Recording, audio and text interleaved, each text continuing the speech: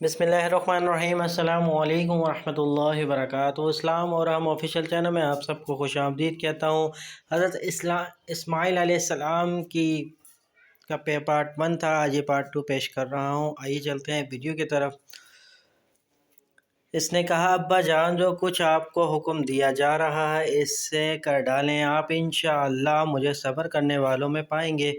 آخر جب ان دونوں نے سر تسلیم کر دیا اور ابراہیم علیہ السلام نے اپنے بیٹے کو ماتھے کے بل گرا دیا تو ہم نے اس کو ندا دی، اے ابراہیم علیہ السلام، تو نے جو خواب دیکھا، ہم نیکی کرنے والوں کو ایسے ہی جزا دیتے ہیں، یعنی یہ ایک کھلی آزمائش تھی، اور ہم نے ایک بڑی قربانی فدیہ میں دے کر اس بچے کو چھڑا لیا۔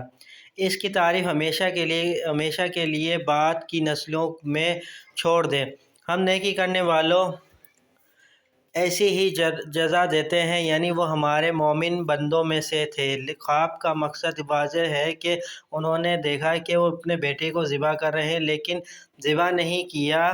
لڑکے سے پوچھنے کا مطلب یہ تھا کہ واقعی لڑکا صالح اور نیک تھا یا ہے کہ نہیں۔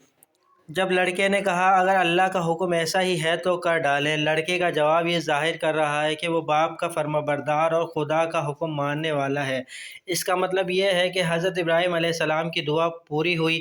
قربانی کا یہ واقعہ مینا کے مقام پر پیش آیا۔ اس وقت سے اسی تاریخ یعنی 10 ذی الحجہ کو اس مقام میں مینا پر اس واقعے کو یاد مناتے ہیں اور جانوروں کی قربانیاں دیتے ہیں۔ ایک روز حضرت ابراہیم علیہ السلام فلسطین سے مکہ آئے اور اپنے بیٹے اسماعیل علیہ السلام سے کہا کہ اللہ کا حکم ہے کہ میں اس کے گھر کی تعمیر کروں، اس کے لیے مجھے تمہاری مدد کی ضرورت ہے۔ بیٹے نے جواب دیا کہ بیت اللہ کی تعمیرات کے لیے میں حاضر ہوں، اس کام میں آپ دیر نہ کیجیے۔ اس کا قرآن کریم میں اس طرح ذکر کیا گیا ہے، اور یہ ابراہیم اور اسماعیل جب اس گھر کی دیوالیں چن رہے تھے تو دعا کرتے جا رہے تھے، اے اللہ ہمارے رب، ہماری یہ خدمت قبول فرما لے، تو سب کی سننے اور سب کچھ جاننے والا ہے۔ یہ گھر باپ اور بیٹے تعمیر کر رہے تھے۔ یہ گھر صرف عبادت کے لیے ہی نہیں تھا بلکہ تمام دنیا کے مسلمانوں کے لیے ملاقات کی جگہ تھی، تاکہ یہاں لوگ بھائی چارے کا منظر نظر آئے، سب آپس میں ایک دوسرے سے ملیں۔ وہاں جانے والے خواہ کسی نسل کے ہوں، کسی رنگ کے ہوں، کوئی بھی زبان بولتے ہوں، یہاں سب ایک ہو جاتے ہیں اور اپنے آپ کو مسلمان کہلاتے ہیں۔ قرآن کریم میں مختلف مقامات پر مختلف انداز میں اللہ تعالیٰ نے فرمایا ہے کہ ابراہیم کے لیے اس کے گھر کی جگہ مقرر کی ہے اور ہدایت کی کہ میرے ساتھ کسی کو شرک نہ کرے، اور میرے گھر کو طواف کرنے والوں اور قیام کرنے والے، رکوع اور سجدہ کرنے والوں کے لیے پاک صاف رکھنا۔ یعنی پہلا گھر جو لوگوں کے لیے مقرر کیا گیا تھا وہی تھا جو مکہ میں تعمیر ہوا۔ یہ گھر برکت والا ہے اور سارے جہانوں کی ہدایت کے لیے ایک مرکز ہے۔ اس میں اللہ کی کھلی نشانیاں ہیں۔ مقام ابراہیم سے جو کوئی اس میں داخل ہو جاتا ہے اس کو امن مل جاتا ہے۔ ایک موقع پر حضرت ابراہیم علیہ السلام یوں دعا کرتے ہیں، اے رب، ہم دونوں کو اپنا فرمانبردار بنا، ہماری نسل میں سے ایک قوم اٹھا جو مسلمان ہو تیرے اور جو تیرے احکامات پر عمل کرے، ہمیشہ اپنی عبادت کی طرف بتا، ہماری غلطیوں کو معاف فرما اور بڑی معاف کرنے والا ہے۔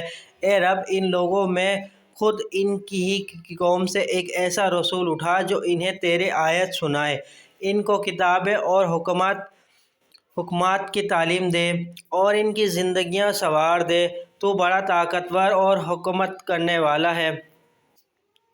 حضرت ابراہیم علیہ السلام اور حضرت اسماعیل علیہ السلام دونوں اللہ کے گھر کی تعمیر کر چکے تو لوگوں کو عبادت کے لیے بلایا گیا۔ ان کا ذکر قرآن کریم میں اس طرح آیا ہے کہ حکم دیا کہ لوگوں میں عام منا دیا کرو کہ تمہارے پاس آئیں، خواہ پیدل آئیں یا دور دراز مقامات سے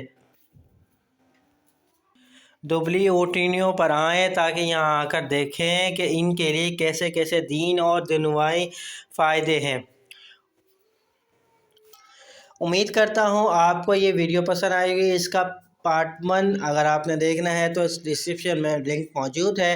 پارٹ 2 میں آپ نے معلوم ہوا کہ مکہ مکرمہ کیسے تعمیرات ہوا۔